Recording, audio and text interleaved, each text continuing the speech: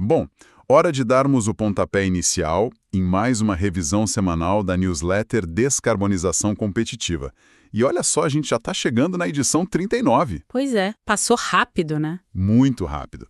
E para quem acompanha de perto a evolução desse mercado, a jornada tem sido impressionante. Certo, vamos desempacotar isso porque a pauta de hoje, francamente, traz uma mudança de paradigma daquelas que reescrevem as regras do jogo. Com certeza, é uma virada de chave. Exato. A tese central que emerge dessa pilha de fontes e artigos desta semana é muito clara. A transição energética deixou de ser apenas aquela agenda ambiental fofa, sabe? Focada puramente em relatório de sustentabilidade ou, sei lá, em salvar o planeta. Aham. Ela foi engolida pela estratégia industrial pesada e pela geopolítica de alto nível. O assunto agora é poder, dinheiro, segurança nacional e, basicamente, sobrevivência econômica no cenário global. Essa leitura é muito precisa.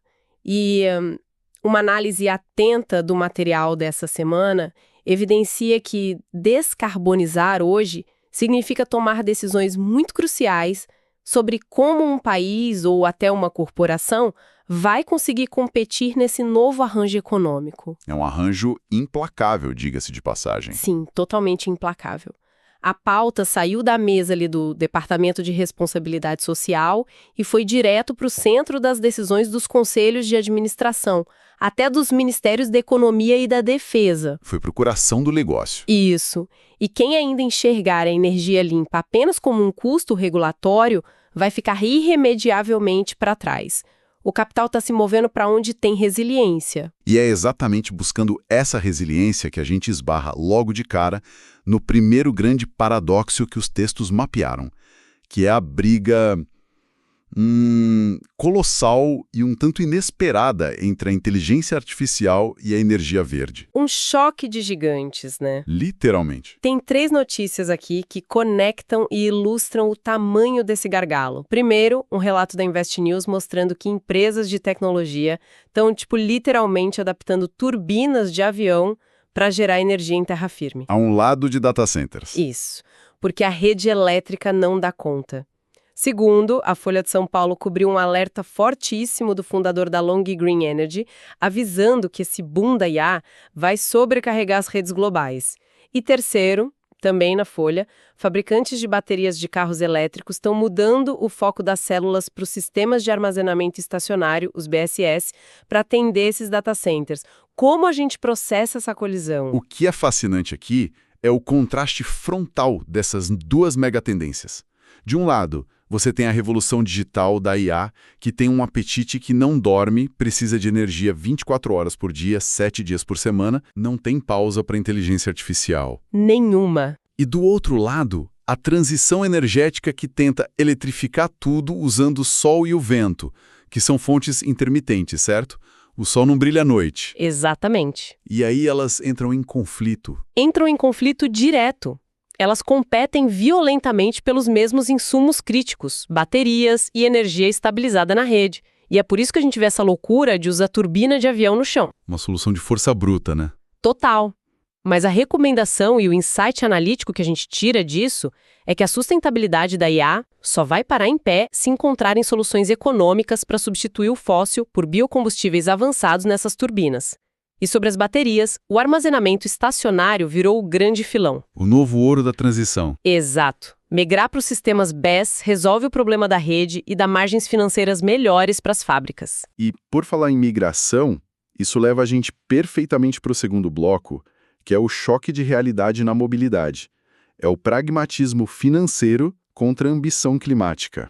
Um balde de água fria no setor automotivo. Um balde de 65 bilhões de dólares de prejuízo, para ser exato. É o número que a Folha trouxe sobre as perdas das montadoras com veículos puramente elétricos.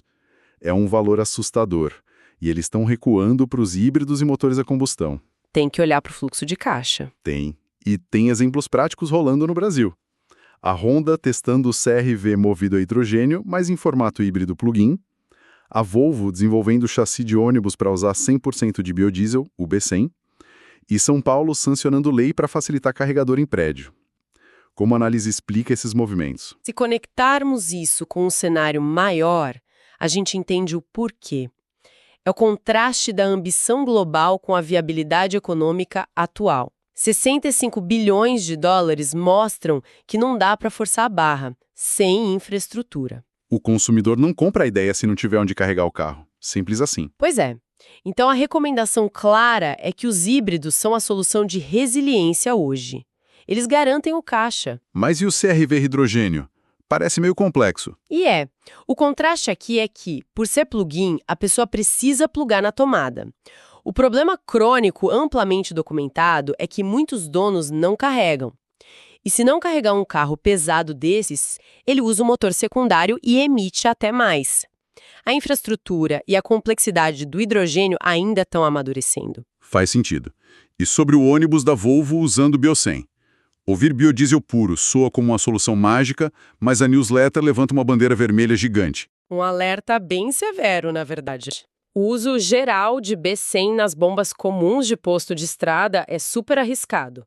Ele degrada rápido, acumula umidade, cria borra e destrói motor se não tiver fiscalização absurda. Então, como a Volvo pretende fazer isso funcionar? A recomendação central da análise foca no que a gente chama de uso cativo. Ah, frotas fechadas. Isso.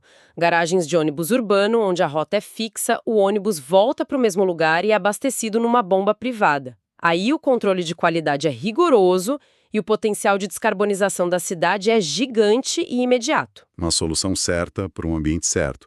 E a lei dos carregadores em São Paulo entra nisso como? É elogiada porque cria um incentivo sem jogar dinheiro público, sem subsídio, só facilita a regra. Mas a análise pontua que exige atenção redobrada à segurança.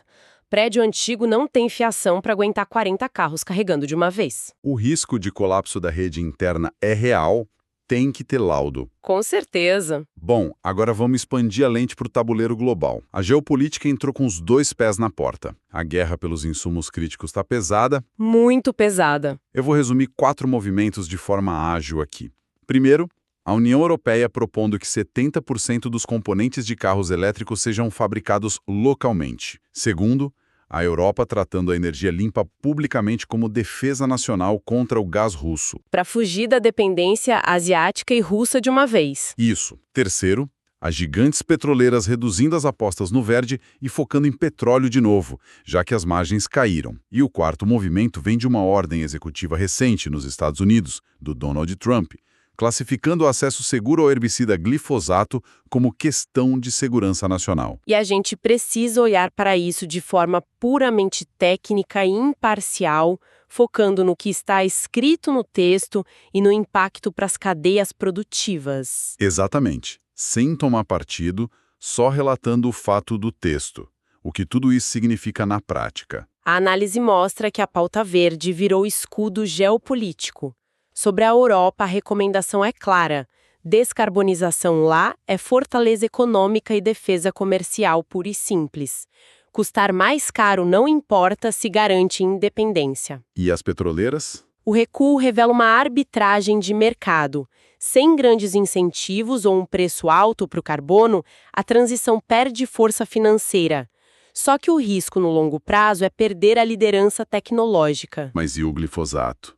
Confesso que essa ordem executiva americana ligando um herbicida à segurança nacional exige que a gente conecte os pontos com cuidado em relação à energia. Isso afeta diretamente a disponibilidade de biomassa para os biocombustíveis. O B100 que a gente falou e o HVO, o diesel verde. Exatamente. Se a agricultura não tiver produtividade massiva, falta biomassa. Sem biomassa, o biocombustível fica inviável.